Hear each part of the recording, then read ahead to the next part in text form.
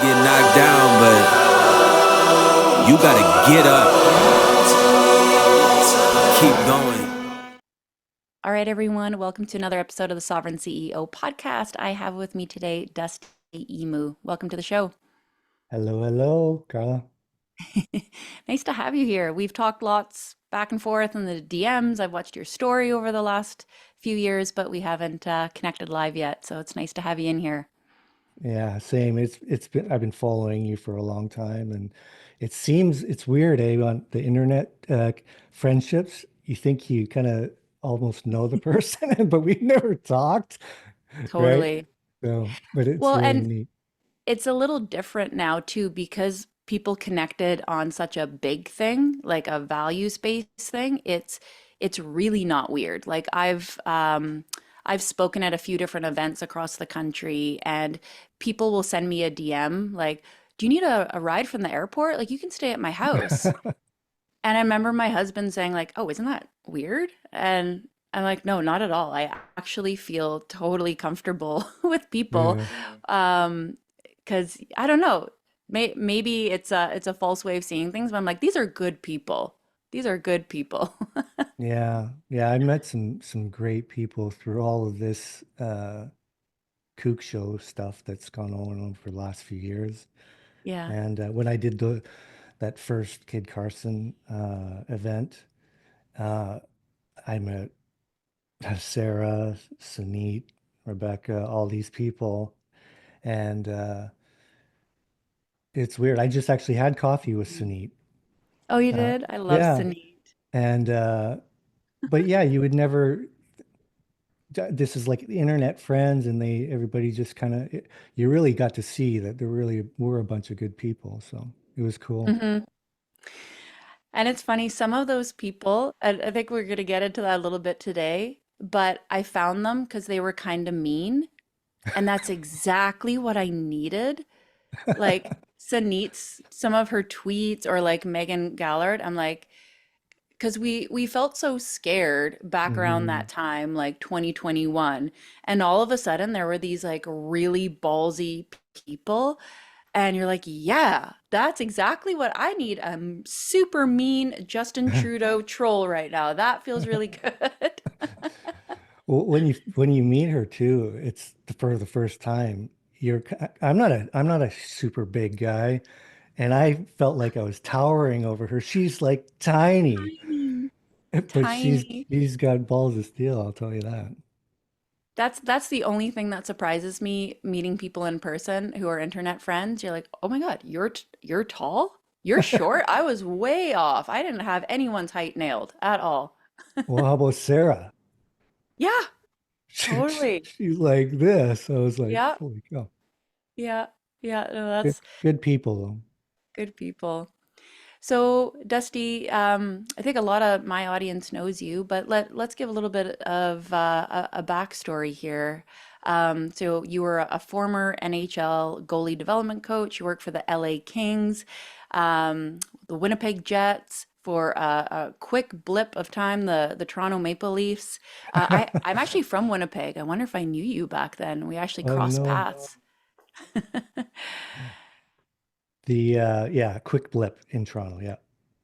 Quick blip. Do you want to I was a pro hockey player for 15 Yep. years, got into coaching, and all was hunky dory. And I was really in my bubble for uh, my whole life. When you get in that hockey realm, it's like that's all that really matters. That and your Mhm. family. And I never actually, to be honest, I never voted here in Canada Mm. until the last election. Mhm. I didn't care. I Mhm. couldn't tell you who the prime ministers were, what, some of them maybe, what years. Mhm. I didn't know about any of it. And then I left LA 2019. I went to the Russian League, the KHL, uh, and the team was located in Beijing. Oh, wow. Yeah. Okay. So this is 2019, 2020 season.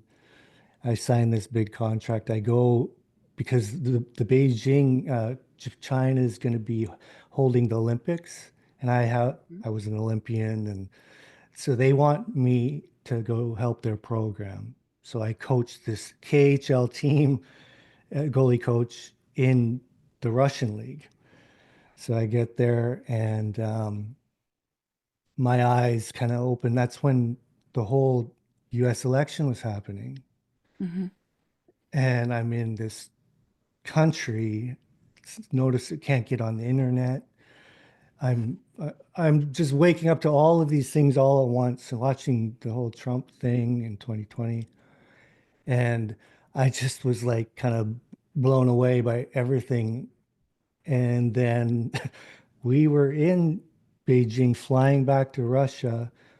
I think it was the 22nd of January. And we were told by the management we weren't going to be flying back into China because of the Wuhan shit. So, oh, can I, on this Oh yeah. podcast, Yeah. are we swearing? We're Okay. uncensored. Okay. And so my stuff, all my stuff in my hotel, we lived in the Renaissance in Beijing, was left there.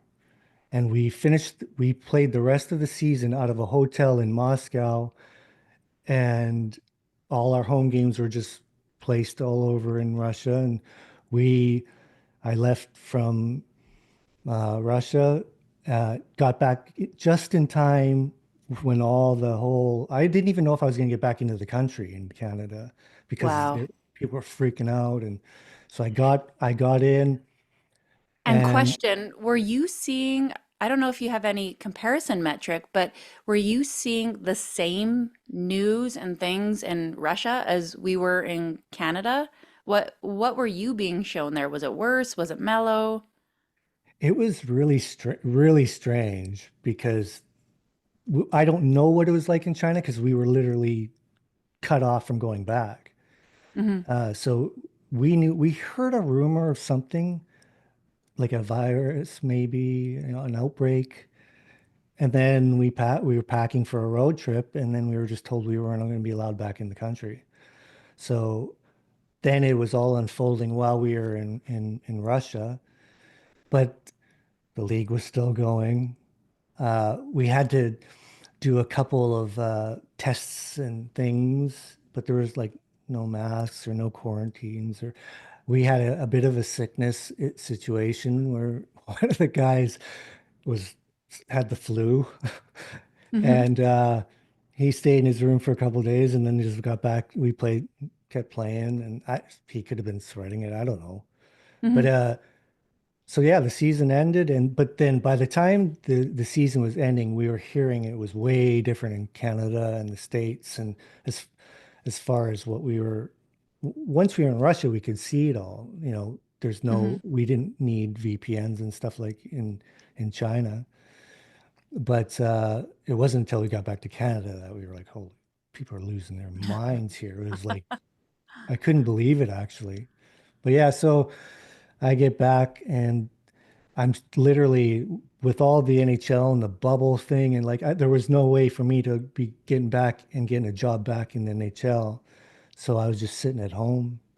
And some of the NHL guys and pros that I'd worked with were calling me, and we were on Zoom, and I'm helping them. And if you know my career at all, I'm really known in the NHL, the hockey world, as this very different goalie coach, like Zen. And that's where the name the goalie therapist came from, a kind of a joke, because media called me like the Dr. Phil of goalie coaches, and like like the Zen guy, like a shaman.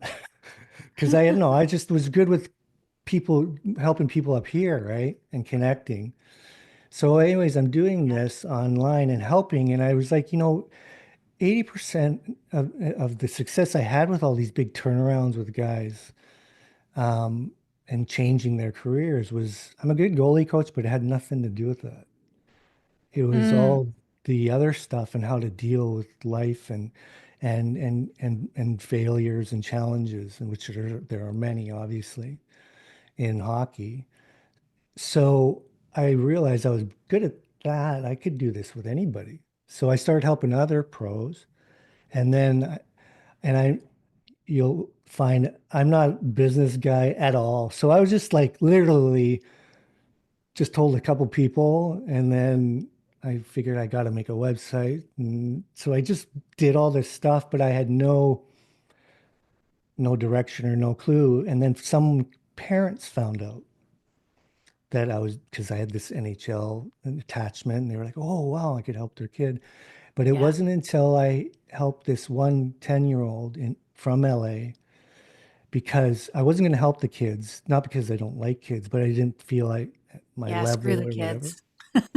But but I just didn't want to be like kids wanting to, I mean, parents wanting to propel their kids Yep. to the, and it was, but when this one parent in LA was talking about his kid was becoming really introverted and getting bullied Mm. and was really not enjoying his own life and hockey. That's so I said I would talk to him, and I've Yeah. actually been with that boy for 4 years now, and Wow. and I changed his life around. So that's when I started taking on kids, and now I still will help the pros, but my life I started helping these kids, and that's when I get my timeline mixed up. But I think 2021, uh, I got a call from my agent that or not from agent, from Weeksy, from Kevin Weeks. He said, "Hey man, would you be interested in or no, it wasn't Weeksy. Who was it that called me? It doesn't matter. Anyways, the Leafs contacted me, and then Soupy Jack Campbell was there, who I'd worked with in LA and turned his career around, and they were kind of that connection of getting me back in the fold in Toronto. So I did the negotiations and I signed with Toronto, uh, the lease organization. And do you want me to tell that part of the Yeah, which story? makes sense that they would want you. Like Right. Olympian, history with LA Kings, Winnipeg Yeah. Jets, squeaky clean record. Everybody likes Dusty. He's doing good work. He's even helping kids now. Right. If you were to go to Google prior to what I'm going to tell you Mhm. goes down, I was just like, Golden boy. yeah, oh, totally. Yeah. I'd never had one bad thing written about me ever Yeah. as a coach. And then, so I signed, and the at the that evening I signed, and the next morning, uh, Toronto they posted on Twitter, and I get all these flooded with DMs. Great job, blah blah. Great to have you back. Congratulations. My son's like, my oldest boy texts me. He says, "Hey, Dad, great, congratulations." And I said, "Thanks, man." And then half an hour later, my same son texts me back. He goes, "Hey, Dad, you better get on online like now." He goes, "You're getting roasted." And I'm like, what are you talking about? He said, "Just go on your Twitter." So I went on, and it was just flooded. People, nice hire, and they were tagging the Leafs, saying, "You just hired a white supremacist, racist, homophobe, transphobe, anti-vaxxer." They named me everything. And the white supremacist one really got me because look at me, like I'm half Japanese, dude. Like I just didn't get it. I was like, what the heck? So right away, the organization calls me and management. They're like, hey, delete or put your all your social media on hold, and we'll get this figured out. And I had no idea what was going on. And it happened so fast. And then my agent was like called me, and he said they're going to have a meeting. Shani wants to have a meeting with you and to work this out, and it'll all blow over. So they set up the meeting, and the next morning I'm waiting for to have this meeting, and my agent texts me and says, "Hey, well, I guess you're not going to have that meeting." I'm going, "What are you talking about?" He screenshotted me the Twitter post that they posted, and it was this big picture in big blue lettering, not a typed tweet, like a picture saying we've made a mistake, we didn't do our due diligence, and And they you know, hadn't talked to you first at Twitter. Wow. no, so they just didn't have the meeting, and um, and so I was basically hired and fired in 48 hours. And what people don't know, a lot of people, because it went all over, ESPN, all these things saying if you click on my Google me, it's dropped now, but for years it was like it went from Golden Boy stuff to 5 pages of just this, and all the headlines were Leafs hire and fire extremist tweet for because of extremist tweets, um, anti-vaccine tweets, rhetoric, blah blah blah, just all like that. But what people didn't realize is I never tweeted anything.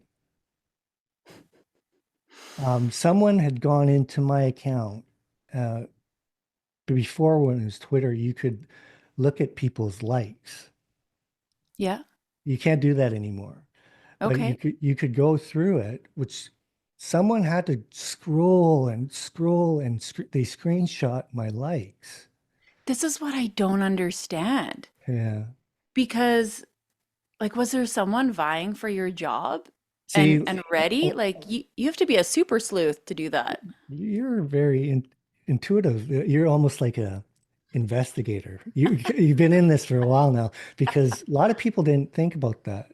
But I Yeah. have some lawyer friends and stuff, and they were like, "There's no way Not that that fast. it wasn't Mm-mm. premeditated by who, like, because it was just a couple of young people Hmm. uh, with 50 followers or whatever, and they just went through my whole thing and screenshot it, and they started just spitting out these tweets, and it just caught fire like instantly, and Wow. um, and everyone in their had their opinions right away about Yeah. me and just calling me like nasty things. And like I went from everyone loved me to everyone hated me like in literally within hours. And you couldn't find any of those good articles anymore. It was like five Buried. pages deep, buried. It's switched a bit. It's taken a while. Hmm. But yeah, so So obviously you were liking posts from the Klan, posts well, from yeah, but nobody murderers. knows. Like what were these horrific racist white supremacist posts that you were curating? I'll give a couple examples. One was this comedian, blonde girl. She's Canadian, but she lives in the States. Arbor, is her last name. Nicole Arbor, she's so funny. And all she tweeted was, yeah, chicks with dicks in the Olympics or something like that. Hmm. And I clicked like. I thought it was funny. Yeah. But no one knows why I clicked it. Uh, I have my views, but I didn't say Yeah. anything. Another one was, And if you know Nicole, Nicole's offensive to everyone. There's for no sure, one for who's sure. spared, which I think is amazing. That's comedy. Yeah, and another one was when all the the stuff against the cops in Portland and Seattle and stuff were going down, and I have cop friends, and Mm. when I I like to tweet about supporting cops, Yeah, not about that was a wild time. not Hmm. supporting black people, just supporting cops, and not defunding cops, Yeah, and but I didn't say anything. I just put click like, and then yeah, Trump anything. If I like Trump, so that's automatic. You can get labeled with any of that, like yeah, any of the above. yeah. You can just say if you do it like anything of Trump's, then you're all of it, misogynist, racist, you name it. Hmm. And then the whole vaccine stuff. But I never said anything, and yeah, and that they hadn't even had all these mandates yet. The NHL hadn't had a mandate yet. Um, I foresaw some of this. I had my agent. I was like, he asked me before I signed the contract, will you take it if it turns into mandatory? And I said no. And he Mhm. goes, well, let's just hope for the best then, because I'm not going to talk about it. They haven't brought it up, so I just signed the contract because it wasn't quite an issue yet. Yeah. So that really wasn't part of the whole why I was in out. Obviously I can't talk about the team in detail or anything that kind of stuff because legal stuff. Mhm. Um, but to be honest with you, even if I was allowed, and I didn't sign the NDA or whatever, I would have moved my, which you will probably want to talk about, and Mhm. how I dealt with it all. I probably wouldn't have gone on a rant about it. I would have, Mhm. I just, there was a moment I was like, where I'm like, I'm never going to coach the NHL again, that's for sure. Mhm. But I was like, I know, I just didn't have it in me to sit there and wallow and cry about it. Yeah. I just needed to find a way to keep my life going, and things happen for I'm a big believer in things happen for reasons, man. And I got the whole goalie therapist put in front of me by accident, and then helping kids by accident. Mhm. And now people I've been approached, about going back on the ice. And as much as I love helping people on the ice, I'll never go back Mm. because I think it's what I'm meant to do. So, Yeah. That's incredible. And not like I think we should all, I'm a big believer in free speech. We should be able to say what we want. hmm. Liking something is not, that's a non-issue. A Lisa Curry Lowitz got canceled for the exact same thing, like liking a post about the convoy. But know what's really funny about likes? I have been doing some sleuthing, and I don't know if it's true back then, but there are many artificial likes, like Mike Ah, Rapson from Non-Negotiable. I sent him a message and Sarah Swain the other day. I was like, what's with all these Ozempic posts you guys are liking lately? And they're like, what?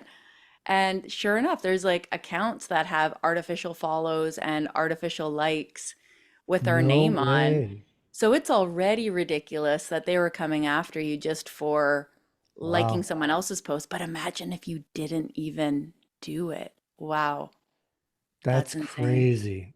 Doesn't Yeah. surprise doesn't surprise me though, Yeah. really at all. Um, Actually, it would make total sense that they would figure out a way to do that to kind of promote whatever they want, right? When you were in the thick of it, did you feel this like urge to defend yourself or explain yourself? Did you have an opportunity to do that? I don't even know where you would start. Like a speech about, "Hey, actually I'm not racist." Like was that Yeah, opportunity there? Like what was your thought process at that time? Were you just hoping it would go away? Were you looking for that opportunity to tell your yeah. story? That's a real great question, and it was really tough because as much as I really and I teach this and really focus on this a lot about our egos, right? It's managing your ego can really get in the way of making progress.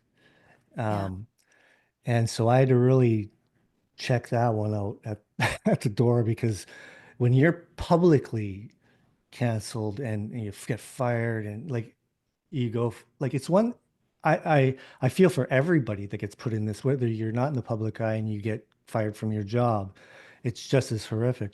But there's something about it being in the public and it just plastered everywhere.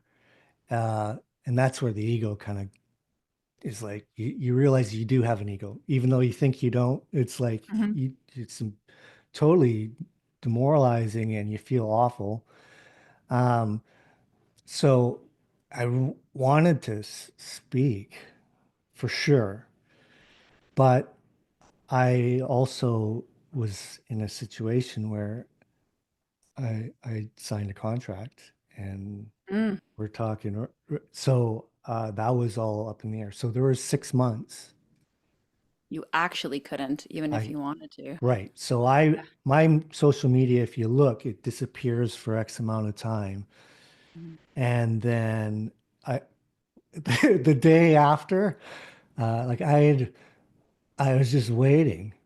I wasn't waiting to like just get back at everybody because but I just wanted to be able to be heard. Yes. And all I did was I posted one thing and I wrote something and it's somewhere on my Instagram and my my agent wanted me to apologize, issue an apology. He goes, because if you ever want to work in the NHL again, I said, I'll fucking No, I go for I it. will I will never, Yeah. like hell will freeze over before I fucking apologize. I have nothing to Yes. apologize for. I didn't even do anything. Yes. And I said, I do want to speak though. So I realized he was of zero help for me in this Mhm. instance. Like he was you find out really quickly who the real friends are and Mhm. who like is I have a lot of people that totally support me. The ratio and support versus not support is way more support than not, but people disappear real Most fast, people. Hmm. especially in the like that professional sport. Like everybody's super worried because they were and to be fair, nobody knew what the hell was going on, and people didn't want to get too attached to anti-vaxxer and lose their jobs. And as soon as that happened to me, like all the LA Kings were like deleting I all likes, noticed. and like What have I liked? everybody's like, "What did I like?" Like, because the stuff you like, right? Some things you just click like, right? And it's Yeah. like offensive, but it's Yeah. funny. Yeah. Well, people were just cleaning house. And so anyways, he was like at me saying I should apologize and I wouldn't, but I did issue a statement. I just posted it but it really was, you can look, I can't remember exactly word for word, but it was basically saying nobody knows me that are saying these things. And Mhm. I'm not, I don't care whether you're black, white, purple, I don't care. Mhm. Uh, everybody has the freedom to believe whatever they want, love whoever they want. Great, it's awesome. I said, but we also have the freedom to like what we want and whatnot. I didn't want it to create division, and I kind of said this was before like this is quite early on, Mhm. and it really alluded to the fact that it's kind of we're biting our own heads off here. We're fighting each other. It made no sense to me, and I just Yeah. wanted to say this isn't who I am, and but I didn't apologize because Mhm. I still believe I had nothing to apologize for. And when that came on, like some people said, "Well, you'll never work in, in the NHL again," and I'm just like, "Oh well, whatever." Yeah. That's how we should be able to handle these things. Um, just have conversations and not be attacked for our opinions. And I think that was my approach to like the thing that got me canceled in the beginning. I said we shouldn't judge each other for our medical choices. Like I say way worse stuff now. That Yeah, was the yeah. thing. And I can't even see like a clear way. It has to be just a decision for yourself how you communicate. But, doing it the nice way and just sharing your heart and just what actually happened in the situation. Those people that are name calling, like they're still doing it. They're still Mm, doing that thing. Or if you go my way for a period of time, I got really angry and louder and more aggressive. But neither thing is really shifting. Hmm. So really, I think the decision is like self-preservation. What is best for me? And for some people, that's continuing to get louder and put that energy into that place. And then for some of us, it's I can't live in anger anymore. Yeah. This doesn't help me. Well, well, I told you before we started the podcast, recently that when I've been watching what you've been posting, I could sense a lot of this. I don't know if it's self-reflection, but it's just like reevaluating kind of where you need to put your focus and energy. And we talked about that. And I'm far from perfect, but one thing I think I did well is I didn't let um, all the bad that was happening to me Hmm. uh, turn my focus towards, like, it kind of, I magnetized towards that and put my energy towards that. I literally, that 6 months I was not speaking. I was just trying to figure out what I was going to do, and I Hmm. was, and I told you about how the goalie therapist kind of became a thing. I just was trying to figure out a way how I was going to move forward, right?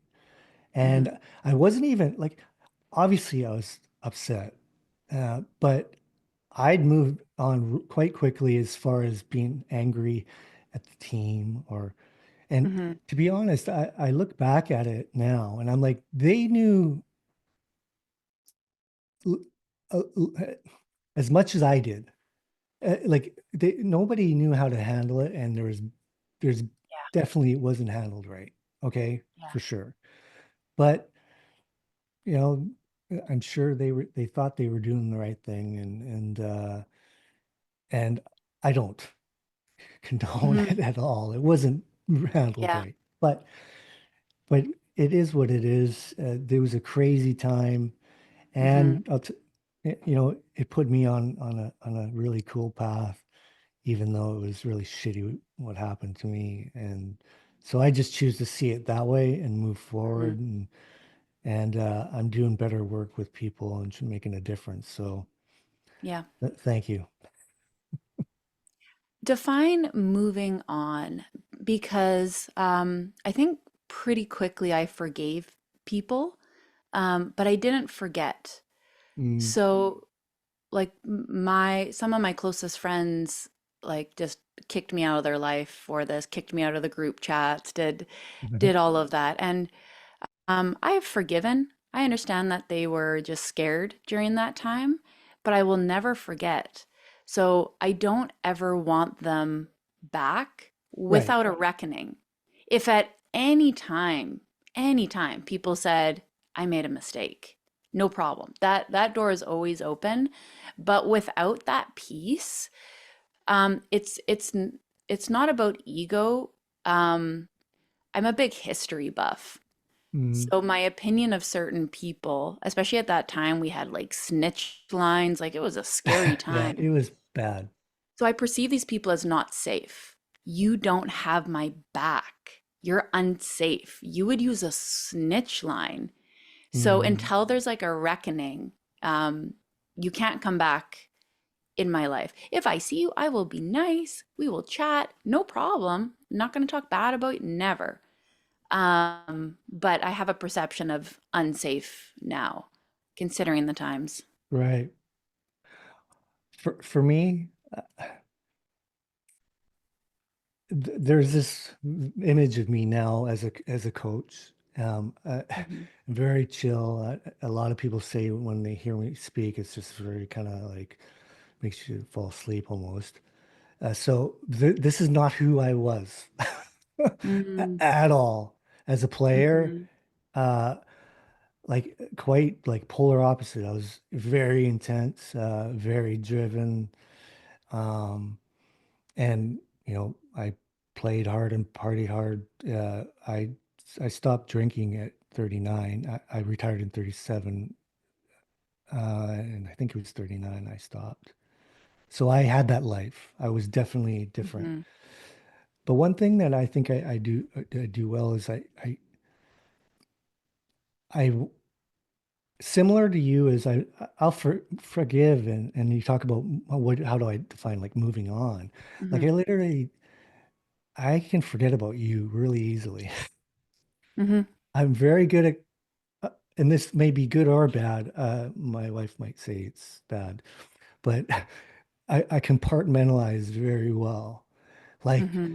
shit could be literally burning around me, and if I got to go play a hockey game, I would do it. Like Hmm. my my dad died like at 59, and I was like literally in Japan when I was playing in Japan. I literally flew back, funeral. He like died from a heart attack just on Mother's Day, like just dropped dead, and got told, went back, uh, literally straight back, played a game. It, it's a long trip Yeah. to Japan to Vancouver, and then same thing happened with my mom. But hers was she had cancer, so it was like that whole last year, uh, when she was the last year of her life. I was back there 4 times Mm. because we thought this is the end. My wife was in Canada and kids were in Canada, and she said, "You got to get back." And I would literally think my mom's going to die and then go back and play. Mom's going to die, go back and play. And then I could just do that. I have this, my mom's side very in here, but I also Hmm. got this Japanese, my dad's side that I could just freaking shut it off like quite Well, easily. and some people think that's like a maladaptive response. I don't think so. If it's not causing other issues, like if there's suppressed emotion and then that causes you Yeah. to, you rage at your kids or explode. But my husband's the same way. When he left his skiing career, people would ask him all the time, like, do you miss it? Do you crave it? He's like, no, like I just closed that door and now I'm on to something else. And I think a lot of that is from um, like trauma, being in intense, dangerous situations in the mountains and you just have to deal with stuff. Yeah. But it doesn't manifest as problems for him. He sleeps like a baby. And, I'm same. Yeah. even figuring out like what was kind of happening in Canada and across the globe, he, f- he figured it out, was like, oh my God. And then he just switched off the switch and said, well, going to work. Nothing Yeah. I can do about that. Yeah. Yeah. I'm similar. So that's the long answer of moving on. Hmm. And I understand everybody's different. So I don't think that it should be easy for everybody. I totally understand. Like, um, different people have different ways of coping. Yeah. And I will say this, being I'm born 1970, so I come from a different way of handling shit. Hmm. Like, so there are definite things that, my daughter will say, about as much as I'm good at what I'm doing and helping people, I never ever would go to a therapist, right? Yeah. But there were some things not too long ago that were pretty hard for me, and I finally went when it was back when I was coaching in LA, and I finally went to see somebody. Hmm. So we're talking 50 years. I'd never ever spoken to anybody about anything about me, right? And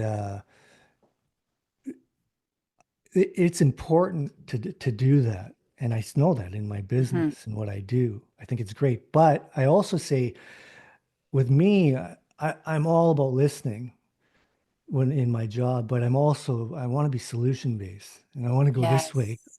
You know what I mean? I don't want Which to is a just, huge difference between therapy and coaching. That, right, like, I think therapy, the past, coaching, the future, I'm just making right. it black and white. But yeah, those are very different disciplines.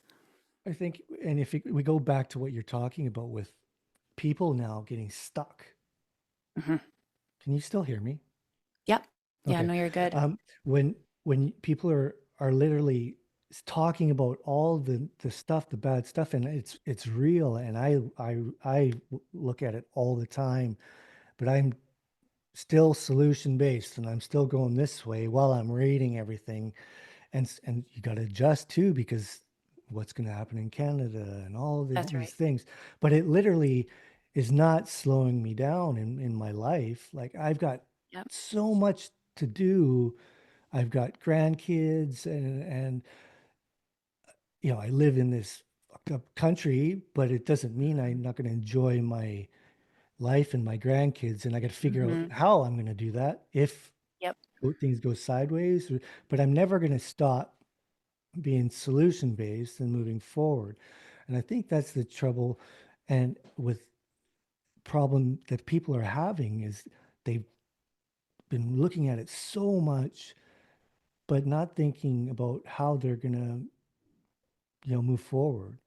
And then once you're deep, deep in it, then it's like you're kind of sucked into the whole victim mode. And now you really can't go anywhere because that's all you do. And I think finding a nice balance That's of right. of being informed, but use it as fuel, you know what I mean? To to to plan your life and figure out other ways and with friends. Hmm. I think it's great. Like move on, man. Like Hmm. and that it's easy. It was easier for me because of how I'm built. Like there are some people I had some initial like, ooh, that hurts. Like they just, Yeah. that person. But then you're like, well, if they feel that is more important than our our buddy bond, then maybe I've misjudged this of Yes. really were we that close or are we just Oof. acquaintances, Yeah, something business that I was acquaintances. thinking about back then that might resonate with you, is like you haven't been isolated or left behind. God has separated you. He has separated you from people, places, and things that aren't actually to your highest good. And it's hard at that time because it might include close friends, work that you loved. I Mhm. lost like my business as well. Where has that proven itself true in your life? Things that you thought like it actually was a good thing, people that you thought like were close friends. Like, does that resonate? It actually is better being removed from certain situations that you wouldn't have left yourself. I think if you stay open to how the world, the universe, however, whether you're religious or spiritual or not, I believe that uh, the universe and things happen, shit happens for a reason. Yes. And if you give yourself up to that and go and say, well, this kind of curveball is thrown at me, but you just keep going and go, let it take you, let that person, that person that you thought you guys loved each other and realize they're an asshole, then you just kind of bounce off them and keep going, like, see ya. Yeah. It's Yeah. tough, but it is if you start to do it and let the things happen, if you can accept that things happen for a reason and not get down on it and sulk and moan and Mhm. realize that yeah you lost that friend, yeah you lost that friend, but it's like it's frees you up. And I think you probably Mhm. experienced this. It hurts at the beginning, but once you've kind of the universe has done its weeding for you, Yes. it's actually quite feels good. Yes. It's you're with the people you're meant to be with, right? I think there's a lot of freedom people that follow both you and I, and there's a lot of people that are really stuck in darkness and in anger. And I think the place that we get stuck is when we're trying to control the outcome. You're trying to control how people perceive you. Like you have to understand that like you will just be misunderstood sometimes, and you just have to be okay with that. I think it's important to be an activist for things that you're passionate about. But, even in the work that I do, I know that some things just might change and there's nothing I can do about it. whether that is the next political party or I don't know what happens with the weather. There's going to be so many Mhm. things out of my control if I'm always trying to control everything. And I can only be happy when I can only be happy when is just a recipe for misery your whole life because things just won't go your way, unfortunately. Carla, I'm looking at my interface. Oh, there it goes. It's working. I was worried that I wasn't getting recorded. Nope, you're good. We're I can good. see. Sorry. I Yep. just want, you know how Yeah, sometimes no you go through problem. okay. I just, for you more than anything. It's, it's, a, I've watched so many people handle all of this stuff Hmm. so many ways. It's, Hmm. and, the people I um, feel for the most are the people that really don't uh, know how to handle it uh, Hmm. and get really in this massive hole. Well, on both ends of the spectrum, Hmm. not just people that have been hit, the conservative side that has been hit by like stuff like that's happened to me, but on the other side as well, like All when you people. see liberals and you can't believe how they're thinking and stuff, like they're doing the same thing, but on the Hmm. other spectrum, on the other end of it, and they're totally sucked into it all, and both sides are doing nothing about their own lives and being happy. Like Yes. you can still do good things, help people, and live your life. It's going to become more challenging for sure, if things don't Yeah. change. But you mentioned something earlier before we got on the podcast about like what are you doing if you're not going to act, if to talk and complain uh, is one thing, to spread awareness, okay, but once that awareness is there, after that, after the thousandth reel, Hmm.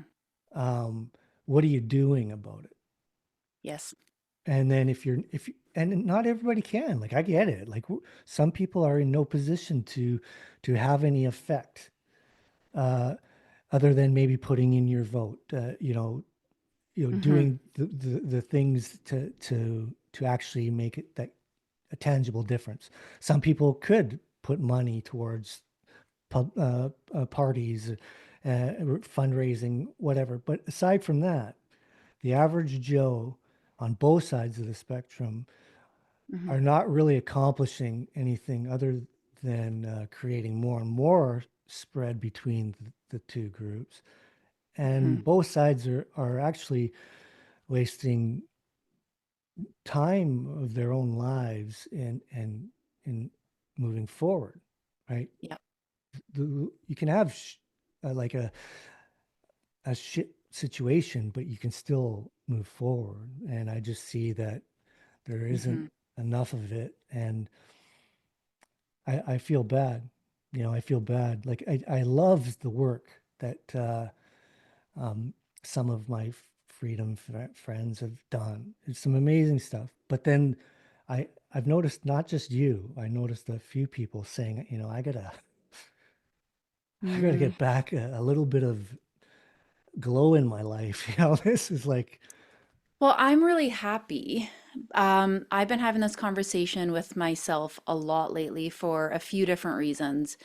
Like when I go and even share something to my stories or make a new reel, I think like, why am I doing this? So the satire reels for me, like I don't really think we can change minds in a comment section. And we can't change opinions, but we can help people think about things differently. We can help them at least understand that things are more complicated than they realize. So some of my satire stays for that reason, even though sometimes it's a little rude. It actually is like very strategic and purposeful. I'm just trying to help rattle people because, facts don't really mhm, matter in 2025. So I'm just helping people differently, or if I want to share, and I do not always get this right, even sharing about, like, you see something on the news and you're like, oh my God, and you want to share it to your stories, but why? Like, especially as a business owner, am I going to share something that's just going to tank my audience right now and make them depressed? That's not a good idea. And then I'm going to flip over here and talk about, like, build your dream business and let's help you market it. Like, there's such a disconnect. But if you're sharing something and then, there's a petition to sign, or it's like there's something that you're actually taking action on, then that makes a lot of sense. And it's it's hard. I spend a lot of mental energy every day, like trying to be more strategic, because my goal is to change minds. I am very political. I do want to change minds. So what's the best way to do that? I think what Mhm. you'll see in my content is the political, cultural conversations will actually just be more on the podcast with experts, and it's long form, because we just really can't do all that much with social media other than bring more people to us that agree with us, and that's not super helpful. Right. I you had mentioned that in one of your recent posts about kind of putting this over to the long form part of your Mm, your business, and it made total sense. And it was as you were talking, and I was watching your reels or whatever, that I was thinking, well, how do I do it? And because mm, I'm not as like you're a businesswoman. I am like absolutely not at all. I literally just do shit, and that's why I've never focused on my following. I don't care. mhm, I hate doing videos, not because I don't like helping. mhm. They're I so good though. They're curated, they're edited. it is Really the good. most painful experience. It's the pain. I can't stand it. I can't stand it. So now you'll see, I'll be going week, then 3 months. I'll be like, I can't do it. Can't do this. Mm, But mhm. but I watched how you were very organized and how you're going to go about doing it and in balancing out because you do want to speak, but you're Mhm. like, I have a business. And I was the only thing I was very aware of early on was uh, I wasn't like this before. I didn't, nobody knew before how I thought my business was going. Nobody knew. And I'm like, well, I'll just keep doing that then. And Yeah. nobody needs, if I'm not going to shy away. If anyone interviews me, I won't say, well, it's both sides have a good point. Like if someone asks me, I'll tell you the truth about Yeah. what I think. But Yep. my business is my business and it's with helping people and it has nothing to do with my views. Mhm. So I didn't talk about it. Mhm. You can find like on one hand in all the posts I've ever done about would be maybe political, like not even, Mhm. but just like something with a girl, getting knocked out in volleyball or something by a Yeah. by a dude. I might say something, As but an athlete, an Olympian, like, that makes total sense. you know what I I mean? think what's really helpful for the audience to hear is that this is all just really intentional. Like, there's no wrong or right way. Like, you were choosing, no, I'm focusing on my work right now, the podcast, my coaching business. And I did the same. Like, I made the conscious decision that, I spend a lot of time with my clients. We'll do 6 hour like strategy sessions. I'm spending a lot of time with people. I have a Hmm. membership with hundreds of people. I want them to be aligned and get along. I don't want to, after going through what I went through, I don't want to be walking on eggshells with any client. I don't want to create my own unsafe spaces. So I've intentionally woven politics into my brand for that very reason. The Gotcha. only sticky point for me, this is what I grapple with daily, is I really value integrity. So the problem with being political and being a cultural commentator is sometimes the stuff makes me angry. And it's really easy to be mean. Like if you go to Twitter, I'm very rarely mean on Instagram, but Twitter is a cesspool. And I'm a religious person. So sometimes the Lord and I are talking at the end of the day, and He's like, "You're supposed to love your neighbor." And I'm like, yeah, I am not doing that. So that is my biggest sticky Right. point.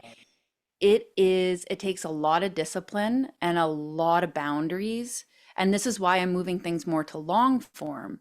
It is much easier to have a long form, in-depth conversation with experts, with data, than it's just a better conversation. It's more high level. You can get nuanced. You can really share your actual opinions instead of that like one-liner tweet that's usually just mean and inflammatory. Right.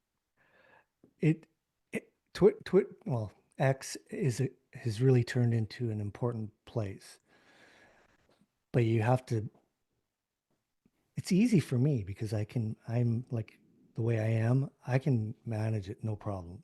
Yeah, I can read a bunch of stuff and then literally go work out yep. go hang That's with my actually grand. good fuel for your workouts, probably.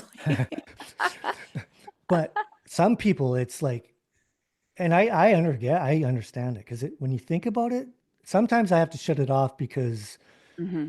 it's like that's fucked up. Like the world, Yeah, it's scary. It's like that's bad. Like, and then you're yeah, like, okay, well, I do have to keep going here. So I'm going to forget about that because yeah, we talk about solutions. I don't have a solution for this stuff. So I yeah. got to figure out how I'm going to live my life here. And continue maybe to serve. And, you know, Tony Robbins says it the best, like if you're not helping and serving Hmm. in some capacity in your life, um, you're missing out and Hmm. you're not living your life to its fullest. And the gratification and it, it's a way to live. And so I choose to put myself down there and makes it easier for me to look at the kook show that's going on. Hmm. And I'll tell you, if I have any real solutions to it, I would put more energy towards it. But like, honest to God, there's so much that I'm like, that's why I have so much respect for the people that take that, whether you like Trump or hate Trump. I'm not taking that role. Yeah, Like, like yeah, that. Do you know what I mean? Like some yeah. people are in the fight, right? Hmm. On both sides, and I'm not the one doing it. So I'm choosing to do my part in helping people and kind of watch and see what's going on, navigate. But I don't have a ton of solutions. So Well, and I think the biggest place that people get lost is they're not picking and choosing issues. They're trying to talk about all of them. So, for you as an athlete with your history in professional sports, it actually makes total sense for you to talk about like women and men's or men trying to get into women's sports. yeah, And you actually talking about that is helpful. right, It's adding to the conversation. You are an expert on this subject, not of trans issues, but like of understanding high level sports, men's physical bodies, that kind of thing. So that makes sense. But I see a lot of people trying to talk about all the things, and that doesn't make sense. So I don't right, talk about, I've brought on really amazing trans guests onto this podcast to talk about it. Podcasting is different. We can talk about a lot of different issues, right, but I don't talk about it on Instagram ever because it has nothing to do with the work that I do. Politics affect the economy affects business. That makes a lot of sense for me. totally, Um, or I have clients that are homeschoolers, unschoolers, it makes sense for them to talk about what's happening in the school system because they have a solution for it. And I think that's where people kind of need to pick their boundaries. If they do feel this urge to talk about culture and politics, what's your work?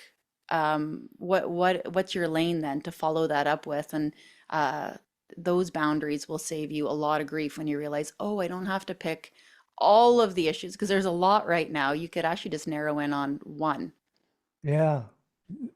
Great way to explain it as far as if someone's listening that has business and has opinion. Yeah. And this part of the conversation is really important because a lot of people kind of like you said just throw it all out there. Yes. Every topic, everything, and not only will it hurt your business, but it's actually kind of confusing to your followers Yeah. as to what am I following this person for? This, or this, or this, and then they got the business going. It's very confusing. That's what I don't speak really ever about this end of things. And the other only thing that like I really have if something comes up, I'll speak about once in a blue moon is children. Because I have 4 kids, I have 5 grandkids, and I feel um, the time I was raised, there are a lot of things in life that have evolved and gotten better, Hmm. but there are some things I think from when I was raised that I think have disappeared, and every so often I will speak, and it's not like a lot, but if Hmm. something big happens, like something crazy, like I'll see these books in schools. Some of that shit drives me like, It's but twisted.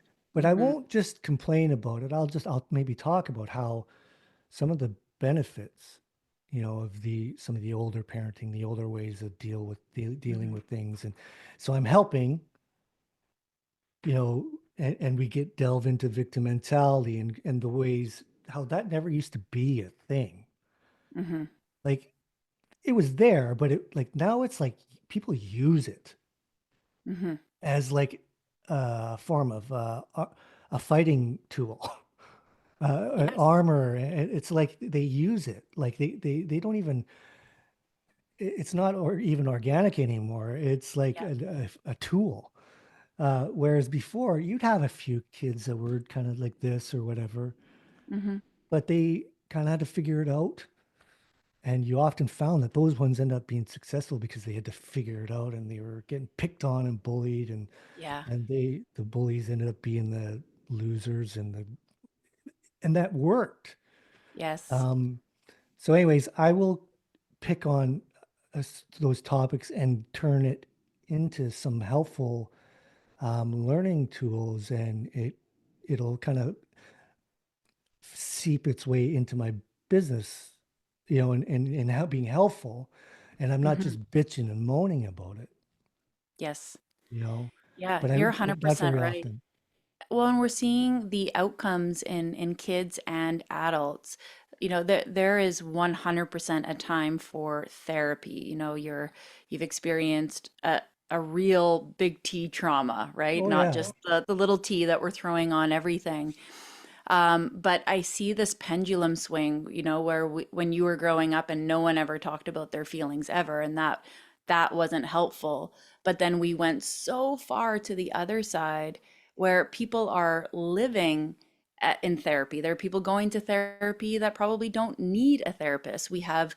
I was saying this to a teacher the other day. I'm like, the school is so depressing. I'm getting these surveys home that you're having the kids doing, and it's asking, are you depressed? Are you anxious? Are people being racist to you?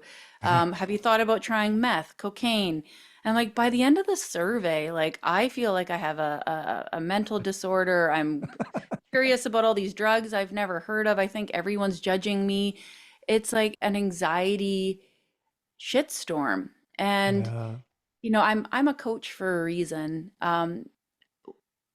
Personally, I've gone through hard times and I did go to therapy during those times in the past, but it's always been the more action oriented coaching. I'm not saying therapy's bad and people shouldn't go there, but it's Mm. always been the coaching that's action oriented that lets you acknowledge something, but it never lets you sit there. It's always like, and now what are you going to do about it? And that's just my personality. But after doing this work, and I'm sure you've noticed the same, um, it's helpful for people to not obsess about the feelings. Acknowledge them, but do not let them run the show.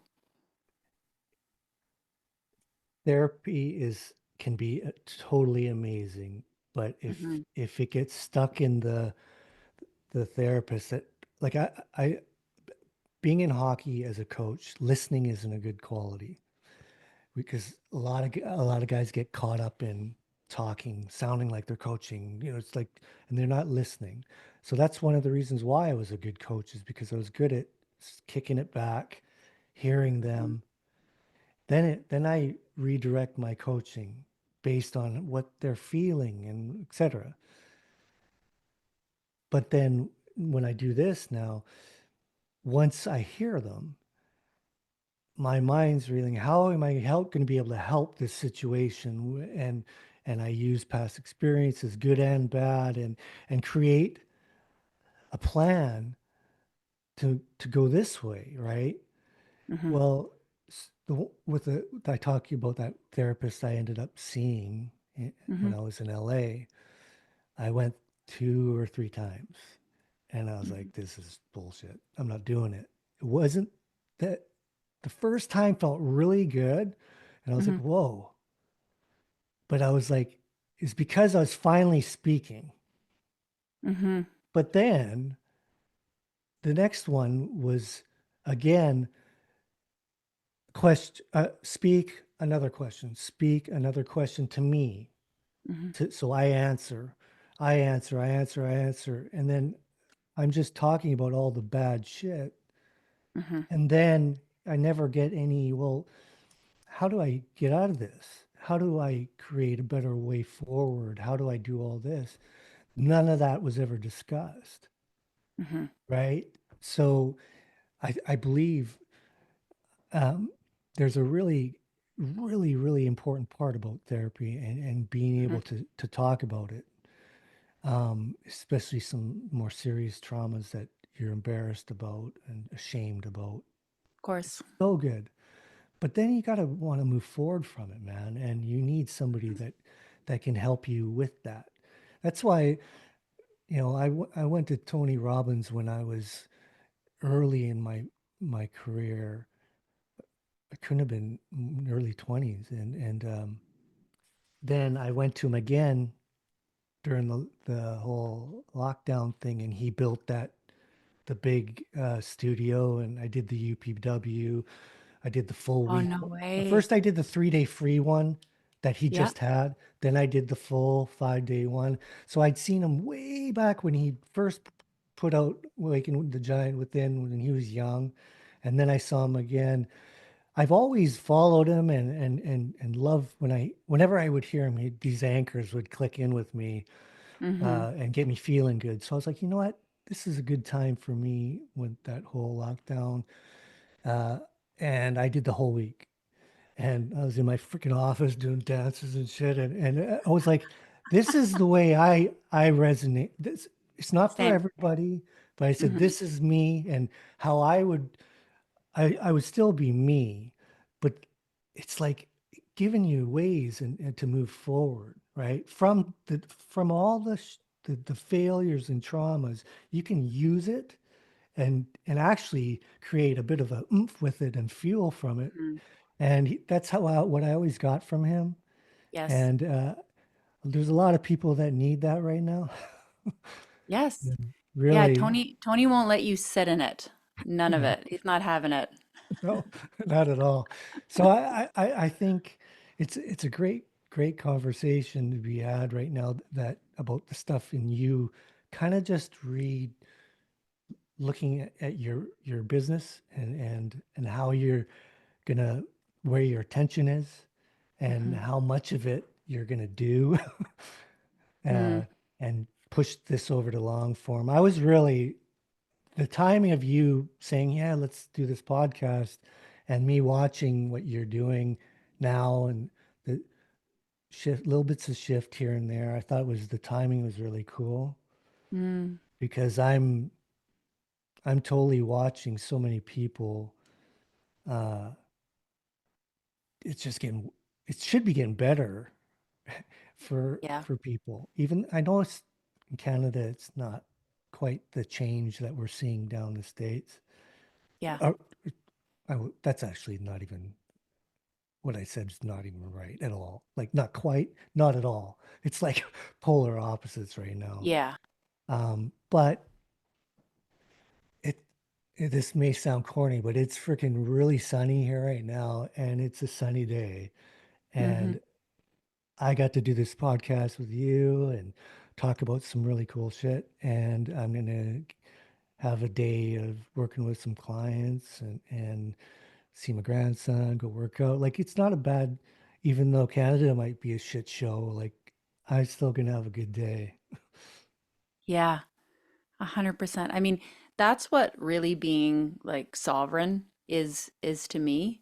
Mm, It's not about having money or having a homestead. It's it's really just being like separate from everything, from not being a victim. Like no matter what happens, you know you're going to be all right. yeah, Like if some, you can lose the money in the bank. There could be a forest fire and it could wipe out your homestead. Well, now what? Because that means that sovereign isn't the money then and the things, or like because those things can go away. It's being adaptable and shifting and just yeah. rolling with the punches, really. It's that's where the all these solutions, the things that I do end up talking about after listening to somebody, and having some of the main staples for me are like uh, gratitude. Hmm. So when shit's really bad, to be able to, there isn't a person on this earth that can't find something Hmm. to be grateful for. It's just you've kind of got really taken away from it, and your focus is just totally redirected wrong in the wrong way. But if you find some gratitude in things and use perspective, uh, uh, it can really shift things for you, Hmm. um, even when things are at their worst. And Hmm. that's what as, as bad as I am at some things and all the mistakes I've made in my life, I think this area, I'm, I can honestly say I'm proud of myself at how I handled what had happened to me. And a lot of it comes from using some of the things that I like to teach Hmm. and, and trying to find the good, like not in my not even regarding the lease or the public and Hmm. all and because it was really bad and I just chose to look at all the other good things Hmm. in my life, and I was like, yeah, I'm not going to be coaching NHL anytime soon, but Yeah. I said I've got this. There are people that still know who I am, and I created this about me, and people know how I coach, and I've helped a ton of people, Hmm. and I think I could do that, and and then I also thank God I have grandkids and my own kids, and I realize how I'm perceived isn't really all important. It Hmm. it it really isn't, but it's I had to do I had to use something, a tool, and that is look to turn your freaking head and find it, something to be grateful for, and and then get going, right? It's Hmm. tough for people though. I've worked with people that like hear me, they get it, Hmm. but their head keeps on just freaking. You can tell in like text, I'll get negative, this is bad. The coach said this to me, blah blah blah blah blah, and I don't get it, and they're just basically talking themselves right back down into that hole. Yep. And so they're not really getting what I'm talking about. Yep. Uh, once you've established the fact that the coach is an asshole and doesn't like you, then let's just put our attention towards us and the ice and live in the moment, enjoy gratitude, all these things I talk about. But if Yeah. you're constantly like, going, what an asshole, he hates me, and you're Yeah. just, you're the one shooting yourself in the foot, not the asshole, right? It's, we all have our own choices, no matter how bad it is, with dickwad in government. It's our choice on how we deal with it, right? Yes.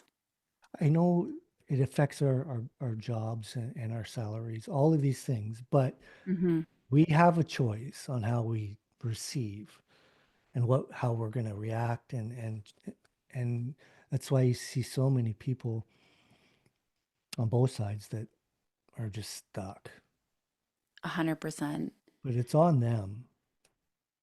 100%. I think we're probably of the same thinking. I want things to shift a certain way here in Canada, but if things don't go the way that I want, and even if those things mean we're in a bad place, I will be fine.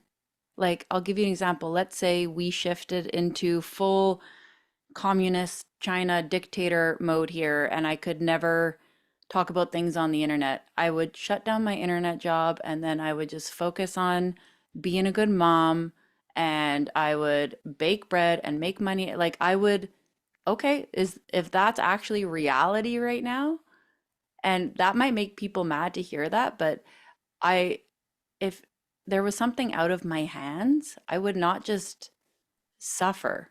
I Mm, wouldn't. I would deal. I would adapt. I would do whatever I needed to be happy. I I've had this question and discussion many, many times because my wife's American and my kids all have dual, and so Yeah, I where could are get we my moving? I could get my green card really easy, right? Yep. And I would have left a long time ago to Florida or more probably Texas, uh, because we had a condo in Florida for a lot of years in the summers, and the summers suck there. So probably Texas. But I'm like, I can't leave my kids, my grandkids. Hmm. So I'll do whatever. I'll do whatever I Yeah. got to do. I got to do. I'll figure it out. Um, because and short of everyone Hmm. has to jump in the RV or something, and we all go together. I'm not Yeah. going. Yeah. So I'll figure it out. You Yep. know, and it's very similar. I think we're totally aligned like that. I think you're a way more prepared than I am, based on me following you all this time and watching where you Yeah. guys live and everything. We're survival family for sure. My daughter, though, uh, I think we'll probably, if shit really hits the fan, I'll probably go to my daughter's because her and her husband bought a place up in Barrier, 15 acres, and they chickens, and so they're way more like Yeah. on the one side of things. Like they have the podcast Sacred Resistance, and so yeah, they're trying to be off the grid. So Oh, I'll probably just cool. go live with them. I'm gonna have to listen to that podcast. Well, I had Sarah down here this summer and Elisa and a bunch of friends, and I was showing them around Lake of the Woods. I'm like, we could all buy like an island together, and we could just pretend like none of this is happening out here. Yeah. Speaking of, I we never got a chance to talk about. We have a connection that the listeners might want to know. We have the same birthday. Oh yeah, I forgot about that. Oh, That's okay. Well, weird. you're gonna have to come down for Treadway Fest then this year because we're doing it again. That's funny. When you posted that, I was like, is it actually today? Because you sometimes they post stuff later, and that's when I Yeah. DM'd you, and you said, yeah, no, it's today. That doesn't happen often. I don't know of anyone actually. That's a special day for the world that you and I were Only born. special people are born on that day. Right on. Oh, well, I really appreciate your time here today. Where's the best place for people to find you? Where can they listen to your podcast? The podcast it's on there. I don't do it anymore. It's called Oh, Motley okay. Thoughts. Uh, there's some really cool guests on there, but the Instagram is I don't know I don't even know what it I is. think it's your name, Dusty Is it my Imoo. name? That's Dusty, IMOO. yeah, Dusty Is that Emo the same? 70, I think. Yep. Same, and that's what I use the most. Um, and the YouTube channel, I have the Goalie Therapist YouTube channel that I started and kind of hover in and out of. There's some really good videos on there. Awesome. Um, but if you're looking for weekly content, Yep. probably won't happen. But when I'm inspired and there's something real, I will post it. It's fire. Okay. Thanks, my friend, for coming on. I think the audience will get a lot out of this conversation, and it was just really, really amazing to watch how you handled that whole situation with so much grace. Thanks, Carla. I really think you're doing a great job, and you don't have to shift it to too much. I think you're doing a great job. Thank you. I appreciate that. Yeah, and let me know if you post this. I will. Yeah, we'll send this out to you here soon. Right on. Okay, thanks. Been underground, now I aim for the sky. Don't quit now, you can last longer. All these wounds only making you stronger. Don't